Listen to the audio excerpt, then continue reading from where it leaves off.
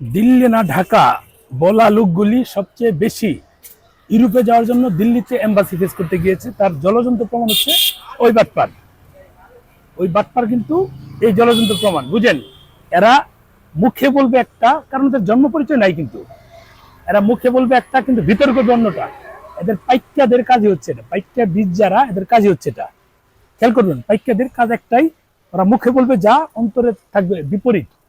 Continue India বিরোধী, post India বিরোধী কথাবার্তা। কিন্তু এই মাদার চন্দ্রগুলোই দিল্লিতে যাচ্ছে এম্বাসি রিজ করার জন্য।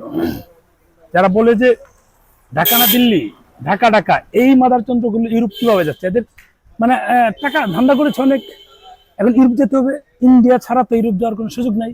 ম্যাক্সিমামই কিন্তু ইউরোপের এম্বাসিগুলো দিল্লিতে, বাধ্য হয়েই তারা দিল্লিতে যায়। কিন্তু মুখে বলবে দেখবেন যে ঢাকা না দিল্লি, মানে ইন্ডিয়ান সেভেন সিস্টার খাই দিবে, অমুক তমুক, এই সে অনেক কিছু। কিন্তু এই মাদার চন্দ্রগুলি দেখবেন অল টাইম হাইড করে, হিডেন ভাবে। এই যে মাদার চন্দ্র একটা হবিগঞ্জের বৈষম্য বিরোধীর মানে এক বাটপার, ধান্দা করে ৩৪ লক্ষ টাকার কি কি কারেন্সি নিয়ে গিয়েছে।